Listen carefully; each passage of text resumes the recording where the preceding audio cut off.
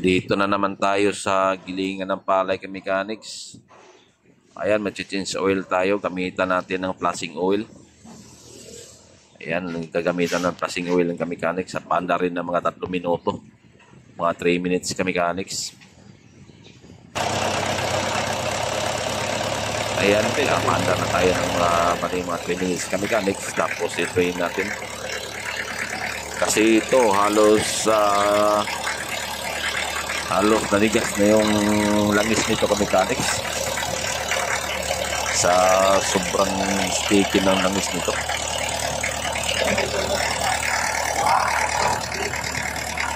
Sabi ng operator kasi parang umuusok na yung breather niya. Pag-drain namin sa langis, grabe ang langis, parang grasa ng langis talaga. Ayan, palitan natin ng bagong oil filter. Tsaka linisan natin itong housing niya kasi ang daming buo-buo na langis dito sa housing ng filter ito mechanics.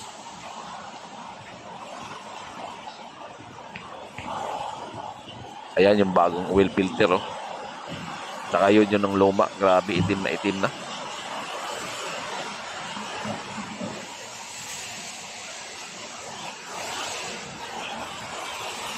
Kasi grabe yung alikabok dito mechanics pag nagiling sila ng palay. Grabe yung alikabok dito.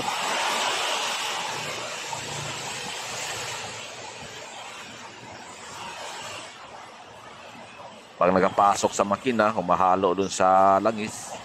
Ayan ang nangyari mechanics sa langis. Parang halos ayaw nang bumaba yung langis. Talagang nanigas na. Nilagyan natin ng flashing oil tsaka crudo para malinis yung loob. Ayan, gilingan ito ng palay mechanics. Ayan.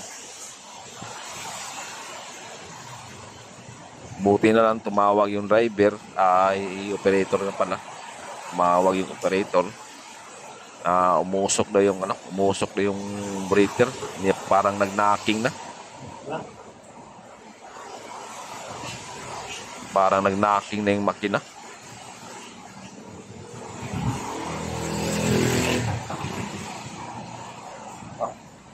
Atas na upos. Marami pa naman sila nakapila na palay dito para gilingin.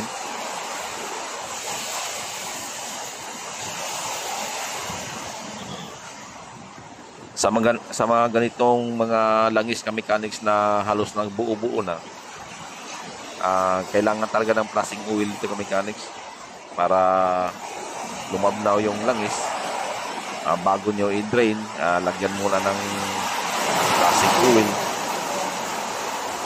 Saka nilagyan pa namin ng crudo para lumangkaw talaga. Saka paanda rin ng mga 3 minuto. Saka i-drain para medyo luminis-linis yung loob.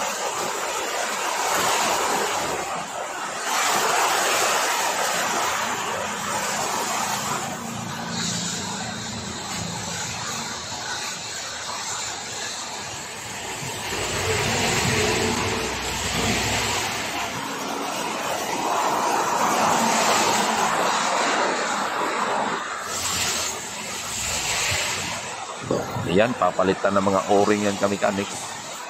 Yung mga oil ring, kailangan bago para walang leaking. Kasi pag i-benelec natin yung lumang mga o-ring niya, napipress na yon. Hindi na makaharang dun sa langis. Kailangan talaga bago mechanics, bago mga oil ring.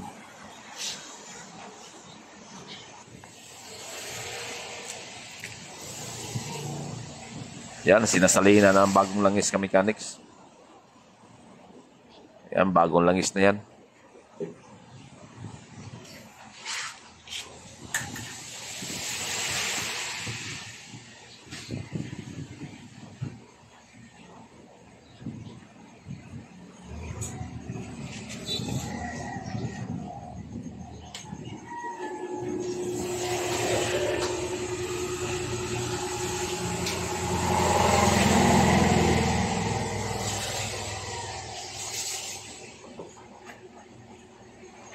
pundohan tuloy.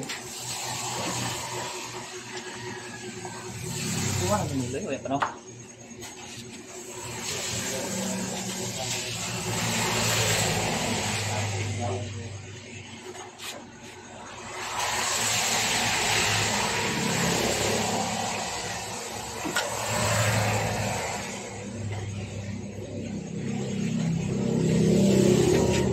Ayan, yung mga nakapilang palay ka mechanics, oh.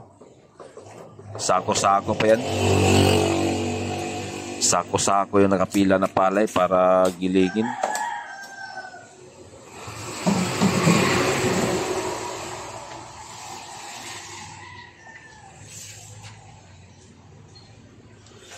Kailangan matapos ito agad ka mechanics kasi marami pang palay.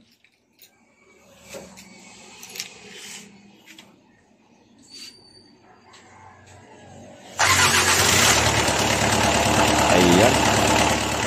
Paandar na ulit ka mechanics. Ayan, pansinin nyo yung andar ka mechanics. Medyo magaan na yung ikot ng makina. Ayan, pansinin nyo yung andar ka mechanics. Medyo magaan yung ikot. Kasi bago na yung langis. Yung dating langis niya na buo na, hindi na nakaakyat sa taas. Kasi namumuo na yung langis. Hindi na nakakyat, hindi na nakalubricate dun sa itaas, sa piston, sa cylinder head. Kaya mabagal yung ikot ng makina. Saka medyo naaking na. Ayan, ka-mechanics, si Guapo nagpakita. Ayan, nagpakita.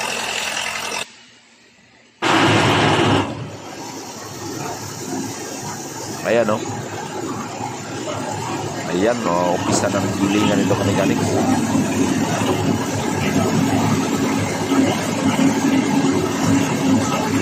Ayan, nagigiling na.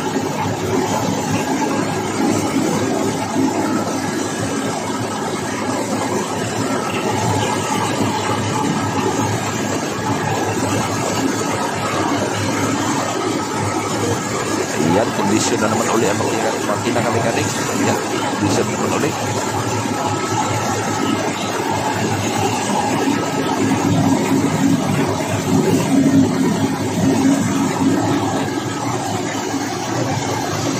Thanks for watching ka mechanics. Thank you sa panonood ka mechanics. Thank you. Thanks for watching.